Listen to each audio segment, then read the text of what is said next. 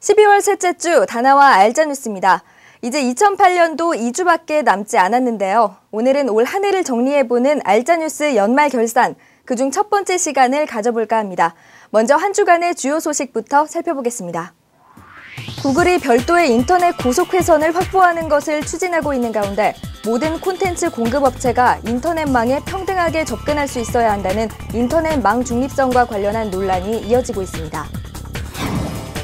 AT&T와 에이서 등 일부 업체가 이달 말부터 넷북 어스파이어를 $99에 공급할 것이라고 밝히고 애플의 아이폰이 월마트를 통해 $99에 공급될 것이라는 소문이 돌고 있다고 IT 전문 외신들이 전했습니다. 대표적인 저효율 조명기기인 일반 조명용 백열 전구가 2013년까지 퇴출되고 가전업체별로 에너지 효율 총량을 제한하는 에너지 효율 목표 관리제가 2010년부터 에어컨을 대상으로 시범 추진됩니다. 지난 11월 전 세계 대형 TFT LCD 패널 출하 실적이 2007년 4월 이후 최저 수준을 기록한 가운데 한국 LCD 패널 업체들의 매출 기준 점유율은 작년에 비해 약 14% 성장했다고 디스플레이뱅크가 밝혔습니다. 지난 16일 출시된 코언의 MP3 플레이어 S9이 판매 2시간 만에 품절되면서 소비자들의 큰 관심을 받고 있습니다. 이와 함께 삼성의 옙 P3가 17일 예약 판매를 시작하는 등 MP3 업계의 연말 경쟁 구도가 부각되고 있습니다. 펜탁스는 1020만 화소의 DSLR 카메라 KM의 화이트 버전을 내년 2월 한정 판매한다고 밝혔습니다. 더불어 KM의 기능 향상 펌웨어도 공개했습니다. 위피 의무화 폐지가 내년 4월 1일 이후로 미뤄진 가운데 KTF가 아이폰 출시 계획을 잠정 보류했습니다. KTF 관계자는 이에 대해 해외에서 출시한 지 1년 가까이 된 상황에서 국내에 선보이는 것에 대한 우려 때문이라고 전했습니다. 미국에서 엑스박스 360이 하드웨어적인 결함으로 인해 디스크에 상처를 낸다는 이유로 집단 소송이 일어난 가운데 마이크로소프트가 이 결함을 출시 전부터 알고 있었다는 것이 밝혀져 논란이 가중되고 있습니다. 마이크로소프트는 그동안 이에 대해 사용자 부주의라고 밝혀왔습니다. 현대자동차가 차량 구입 고객을 대상으로 구매 횟수에 따라 자동차 수리비를 최대 20%까지 할인해주는 제도를 시행한다고 밝혔습니다. 1990년 이후 현대자동차 신차를 3회 이상 구입한 고객에게 적용됩니다. 다나와는 올해 하반기 다나와 리서치 데이터 분석을 통해 소비자들에게 가장 인기를 끌었던 2008 하반기 히트 브랜드를 발표했습니다. PC 완제품 부문과 주요 부품 부문, 그리고 주변 기기와 멀티미디어 네트워크 부문으로 나누어서 선정했습니다. 네, 2008년 IT 업계에는 어떤 일들이 있었을까요? 한 해를 보내는 시점에서 되짚어보도록 하겠습니다. 먼저 PC 분야입니다. 환율의 급등과 물가 상승은 안 그래도 어려운 용산의 경기 사정을 더욱 어렵게 만들었습니다. 이에 용산의 터줏대감이라 불리던 대형 업체들의 도산 소식이 끊이질 않았는데요. 대형 쇼핑몰인 이지가이드를 시작으로 전자상가를 대표하는 업체 중 하나인 에버탑, 그래픽카드 업체 대산IT 등 크고 작은 업체들의 줄도산이 이어졌습니다. 마이크로소프트의 야후 인수 시도, 삼성전자의 샌디스크 인수 시도 등 올해는 유난히 대형 IT 업체들의 빅딜 시도가 많았습니다. 물론 떠들썩했던 만큼의 큰 성과는 이루지 못했는데요. IT를 대표하는 대형 업체들 간의 인수 시도였다는 점에서 그 파장이 적지 않았죠. 어찌됐든 2009년도에도 이들의 인수 시도는 계속 이어질 것으로 보입니다. 2008년이 끝나기 직전 인텔에서 네할렘이라는 대어를 출시했습니다. 새로운 아키텍처와 소켓, 새로운 성능까지 모든 면에서 새로운 제품이라는 점이 매니아들의 호기심을 자극했는데요. 하지만 하이엔드라는 스펙 못지않게 가격도 지나치게 높아 일반 소비자들에게는 아쉬움이 큰 제품이기도 합니다. 업계 1위의 삼성전자와 2위인 하이닉스의 주도로 가속화된 가격 낮추기 게임은 중소 메모리 업체들을 심각한 위기로 몰아넣었습니다. 물론 소비자들은 그 어느 때보다 낮은 가격으로 메모리를 구입할 수 있다는 점에 환호하기도 했지만 일각에서는 메모리 업체들의 줄도산과 이로 인한 대기업의 독과점이 우려된다는 점에서 걱정의 눈빛을 보내고 있습니다. 올해의 그래픽카드 시장은 유난히 ATI의 반격이 거셌던 한 해였습니다. 반격의 주역은 라데온 HD 4000 시리즈였는데요. HD 4850과 HD 4870을 필두로 다양한 4000 시리즈 그래픽카드들이 출시돼 엔비디아에 잠식당하다시피 했던 그래픽카드 시장의 점유율을 상당히 많이 끌어올렸습니다. 전 세계를 강타한 친환경 트렌드는 상반기를 넘어 하반기까지 쭉 이어졌습니다. PC 분야에서도 마찬가지였는데요. 전력 절감 메인보드와 저발열 PC 등 저전력과 저발열을 앞세운 친환경 제품들이 큰 인기를 끌었습니다. 어도비의 CS4 출시에 맞춰 엔비디아와 ATI, 인텔 등 대형 PC 반도체 업체들의 어도비 마케팅이 치열했는데요.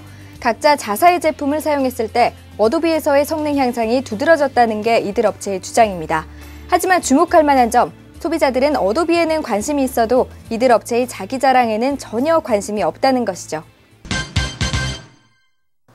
올해 말 출시된 인텔의 코어 i7 프로세서는 CPU 시장에 큰 변화를 가져오게 될 것으로 보입니다. 먼저 프로세서들의 가격 체계에도 큰 변화가 생기게 될 것이고요. 기존 듀얼코어 프로세서들의 단종도 빠른 속도로 진행될 것으로 보입니다. AMD 역시 내년 1월을 기해 페넘2 프로세서의 출시가 예고되고 있는데요. 기존 페넘 프로세서의 부진을 만회하고 역전의 발판을 만들어준 새로운 기대주라는 점에서 많은 유저들의 관심이 집중되고 있습니다. 메모리 반도체 시장의 경쟁 역시 흥미롭게 지켜볼 부분입니다.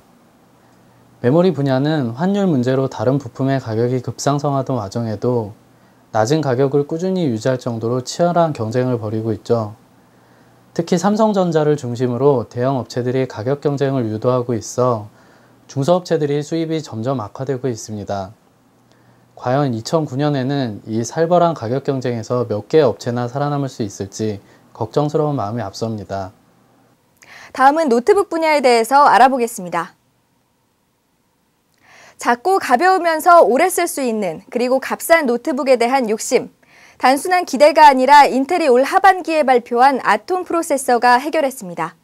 1kg 내외의 무게에 여성들 핸드백에도 들어갈 정도로 작고 배터리는 6시간에서 7시간씩 쓸 수 있는 넷북은 경기 불황과 더불어 60만 원에서 70만 원대의 노트북 시장을 싹쓸이했습니다. 최근에는 외모를 다듬어 고급 노트북 이상의 디자인을 한 제품도 선보이는 등 내년에도 넷북의 인기는 쉽게 누그러들지 않을 전망입니다. 인텔이 5년 만에 센트리노에 숫자 2를 붙였습니다. 코어 스튜디오 등 기존 제품에 비해 획기적으로 달라진 것은 아니지만 그래픽 성능이 좋아진 덕에 게임이나 동영상 재생에도 좋은 성능을 보이며 새로운 세대를 열었습니다. AMD도 데스크탑 PC용 페넘 프로세서의 기술을 도입한 튜리온 X2 울트라 프로세서를 앞세운 푸마 플랫폼을 내놓았습니다. 그래픽카드가 따로 필요 없을 만큼 동영상이나 게임 성능이 뛰어나고 전원 관리도 돋보여 AMD의 노트북 시장 확대가 기대됩니다. 이번엔 게임 분야를 살펴보겠습니다.